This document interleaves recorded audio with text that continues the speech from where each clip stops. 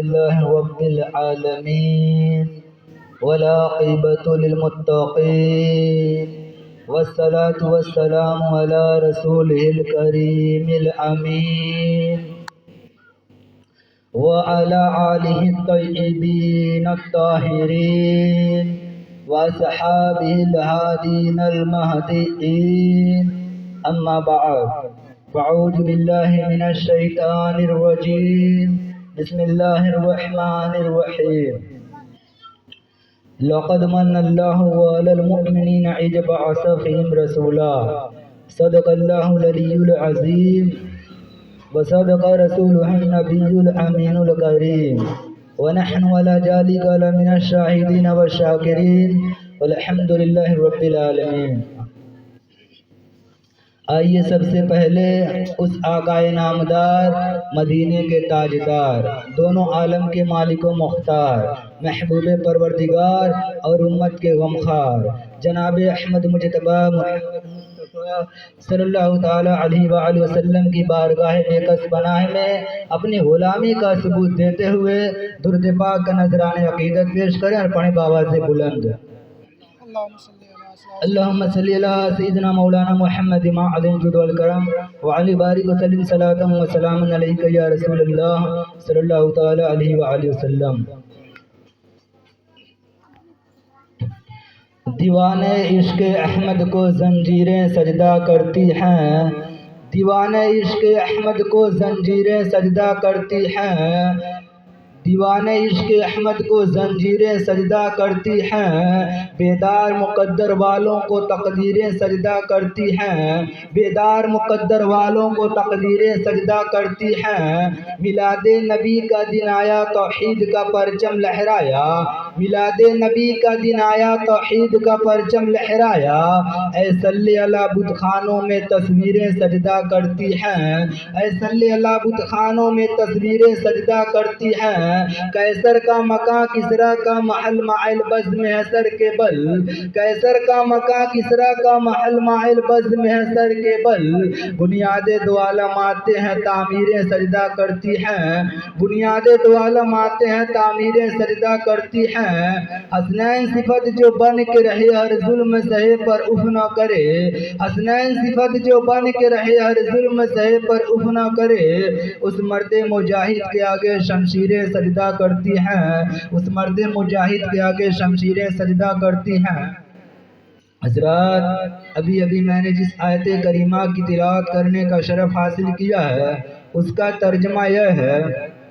بے شک اللہ کا بڑا احسان ہوا مسلمانوں پر کہ انہی میں سے ایک رسول بھیجا، بے شک اللہ کا بڑا احسان ہوا مسلمانوں پر کہ انہی میں سے ایک رسول بھیجا۔ حضرات،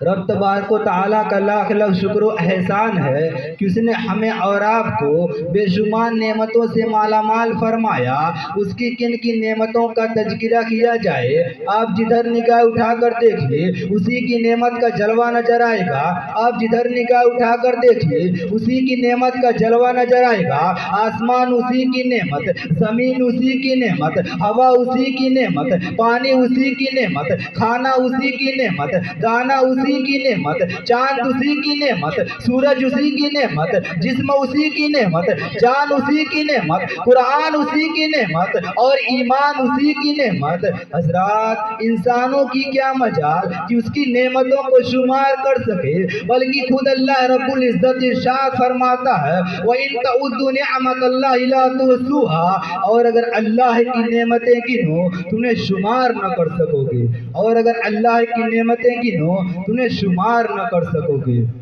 حضرات، مگر پروردگار عالم کا کرم دیکھیے، اس نے اپنے بندوں کو انگنت نعمتوں سے نوازا مگر کسی نعمت پر احسان نہیں جتایا۔ مثلا نقل و شعور سے نوازا مگر احسان نہیں جتایا، علم و فن سے نوازا مگر احسان نہیں جتایا، آسمان کا شامیانہ لگایا مگر احسان نہیں جتایا، زمین کا فرش بچھایا مگر احسان نہیں جتایا، آسمان سے پانی برسایا مگر احسان نہیں جتایا، زمین سے دانا اگایا مگر احسان نہیں जताया, चांद की चांदनी से नवाजा मगर एहसान नहीं जताया, सूरज की रोशनी से नवाजा मगर एहसान नहीं जताया, मालो दौलत की कसरत से नवाजा मगर एहसान नहीं जताया, इज्जत व अजमत से नवाजा मगर एहसान नहीं जताया, आंखें अता की मगर एहसान नहीं जताया, आंखों को बीनाई अता की मगर एहसान नहीं जताया, कान में कुव्वत समाअत अता की मगर एहसान नहीं जताया, हाथ को पकड़ने की सलाहियत अता की मगर एहसान नहीं जताया, पाँव में चलने की सकत अता की मगर एहसान नहीं जताया। अरे मुख्तसर तो यह है कि रब तबारक व तआला ने इंसानों को वजूद बख्शा मगर एहसान नहीं जताया। हजरात, यूं ही रब तबारक व तआला ने अंबियाए किराम को दुनिया में भेजकर एहसान अजीम फरमाया, मगर परवरदिगार आलम ने कहीं यह नहीं फरमाया कि ऐ लोगों, मैंने आदम को सफीउल्लाह बनाकर भेजा इसलिए तुम्हारे ऊपर एहसान किया, नूह को नजीबुल्लाह बनाकर भेजा इसलिए तुम्हारे ऊपर एहसान किया, इब्राहिम को खलीलुल्लाह बनाकर भेजा इसलिए तुम्हारे ऊपर एहसान किया, मूसा को कलीमुल्लाह बनाकर भेजा इसलिए तुम्हारे ऊपर एहसान किया, इस्माइल को जबीहुल्लाह बनाकर भेजा इसलिए तुम्हारे ऊपर एहसान किया, और मैंने ईसा को रूहुल्लाह बनाकर भेजा इसलिए तुम्हारे ऊपर एहसान किया। मगर हजरात, जब जिक्र करना मकसूद हुआ मदीना के ताजदार का, दोनों आलम के मालिक व मुख्तार का और उम्मत के गमखार का, तो परवरदिगार आलम ने कुरान मुक़द्दस में लक़द मन्नल्लाह फरमाकर सरकार की अजमत का परचम लहरा दिया। हुजूर सल्लल्लाहु अलैहि वसल्लम की तशरीफ आवरी पर एहसान जताकर सारी मखलूक में आपको मुमताज़ व बुलंद फरमा दिया। इसीलिए तो सरकार आला हजरत फरमाते हैं, सबसे औला वो आला हमारा नबी, सबसे बाला वाला हमारा नबी, अपने मौला का प्यारा हमारा नबी, दोनों आलम का दूल्हा हमारा नबी। क्या खबर कितने तारे खिले छुप गए पर न डूबे न डूबा हमारा नबी, हमारा नबी। हजरात, हो सकता है किसी के जहन में यह बात आए कि रब तबारक व तआला ने अपनी बेशुमार नेमतों में से किसी और नेमत पर एहसान नहीं जताया, सरकार ही की आमद पर एहसान जताया। आखिर ऐसा क्यों? तो इसकी वजह यह है कि रब तबारक व तआला बिलखुसूस मोमिनों के दिलो दिमाग में यह बात अच्छी तरह बैठाना चाहता है कि दुनिया की सारी नेमतें अपनी जगह, कि दुनिया की सारी नेमतें अपनी जगह और मेरे महबूब की अजमत अपनी जगह, इन्हें तुम दुनिया की और नेमतों की तरह मत समझ लेना। इनका जिक्र खुसूसियत से इसलिए किया जा रहा है ताकि तुम इनकी अजमत समझ सको और इनकी कदर व मंजिलत का अंदाजा लगा सको। इनकी मोहब्बत से अपने सीना को मदीना बना लो, ये तुम्हारी जिंदगी की मेराज है और इसी में तुम्हारी कामयाबी का राज है। हजरात, और भला एहसान क्यों न जताया जाए कि सरकार के सदके में हमें सब कुछ मिला। अगर सरकार की विलादत मकसूद न होती तो कायनात का वजूद न होता। ये ज़मीनो ज़मा मकीनो मका, ये शमशो कमर, ये शजरो हजर तुम्हारे लिए, मकीनो मका तुम्हारे लिए, चुनीनो चुना तुम्हारे लिए, बने दो जहां तुम्हारे लिए, दहन में जुबा तुम्हारे लिए, बदन में हजा तुम्हारे लिए, बदन में हजा तुम्हारे लिए, हम आए यहाँ तुम्हारे लिए, भी वहां तुम्हारे लिए। और एक दूसरे मुकाम पर आपने यूं इरशाद फरमाया, वह जो न थे तो कुछ न था, वह जो न हो तो कुछ न हो, वह जो न थे तो कुछ न था, वह जो न हो तो कुछ न हो। जान है वो जहान की, जान है तो जहान है, जान है वो जहान की, जान है तो जहान है। हजरात, सरकार की आमद क्या हुई कि आलम में इंकलाब बर्पा हो गया, कुफ्र शिर्क के बादल छट गए, जुल्म ज़्यादती की आंधी थम गई, ताकत व कुव्वत का बेजा इस्तेमाल बंद हो गया, मजलूमों की सिस्कियाँ मुस्कुराहटों में तब्दील हो गई, औरतों को बावकार मुकाम मिल गया और बच्चियाँ खैर बरकत का पैगाम बन गई। हजरात, آپ تاریخ کا مطالعہ کیجئے تو معلوم ہوگا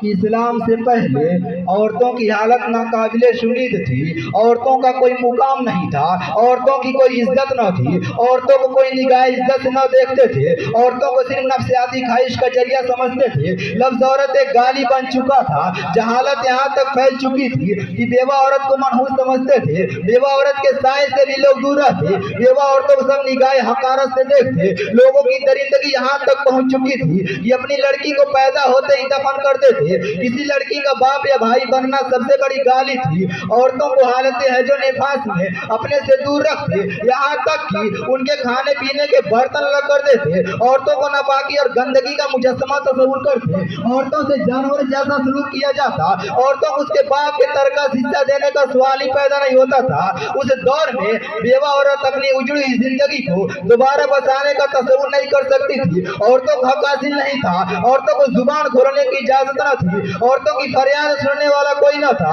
عورت ایک حقیر مخلوق سمجھی جاتی تھی، یہاں تک کہ عورت ظلم و ستم کا مجسمہ بن چکی تھی۔ حضرات، بانی اسلام رسول اللہ صلی اللہ علیہ وسلم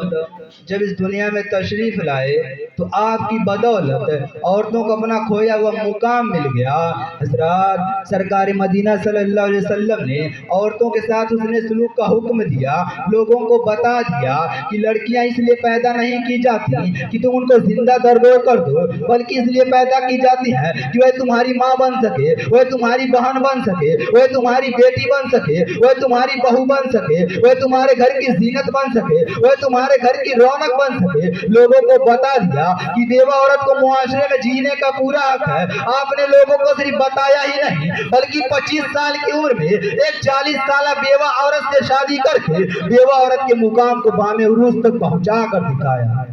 حضرات، بانی اسلام نے لوگوں کو سبق دیا کہ عورتوں پر ظلم نہ ڈھاؤ، وہ بھی تمہارے جسم کا ایک حصہ ہے، قلب و جگر کا سرور ہے، اس کو نگاہ عزت سے دیکھو، اس کو نگاہ عزت سے دیکھو، کیونکہ رب تبارک و تعالیٰ کا فرمان ہے کہ عورتوں کا حصہ مرد کا آدھا ہے۔ حضرات، بانی اسلام رسول اللہ صلی اللہ علیہ وسلم نے فرمایا، رسول اللہ صلی اللہ علیہ وسلم نے لوگوں کو درس دیا کہ عورتوں کو منحوس تصور نہ کرو، وہ گھر کی رونق اور برکت ہے۔ بانی اسلام نے لوگوں کو بتایا کہ عورتوں کو منحوس تصور نہ کرو، وہ گھر کی رونق اور برکت ہے۔ بانی اسلام نے بتایا کہ عورتوں کو گالی تصور نہ کرو، عورتوں کو گالی تصور نہ کرو، عورتوں کے ساتھ اس نے سلوک کا حکم دو۔ لوگوں کو بتا دیا کہ حضرات، عورتوں کے ساتھ حسن سلوک کا حکم دو، کیونکہ عورتیں عزت و آبرو کو مخزن کا نام ہے۔ حضرات، تاریخ گواہ ہے، اسلام دنیا میں پھیلنے کے بعد عورتوں کا مقام بام عروج میں پہنچ گیا، عورتوں کو لوگ عزت کی نگاہ سے دیکھنے لگے، وہ انسان جو عورتوں کو جانور سمجھتے تھے اب گھر کی ملکہ سمجھنے لگے۔ حضرات، تاریخ گواہ ہے کہ اسلام نے جو مقام عورت کو دیا ہے، جو بلندی عورت کو دیا ہے، جو عزت عورت کو دیا ہے، جو رفعت عورت کو دیا ہے، جو حقوق عورت کو دیا ہے، نہ آج تک کوئی مذہب دے سکا ہے، نہ قیامت تک دے سکتا ہے۔ حضرات، آج کچھ لوگ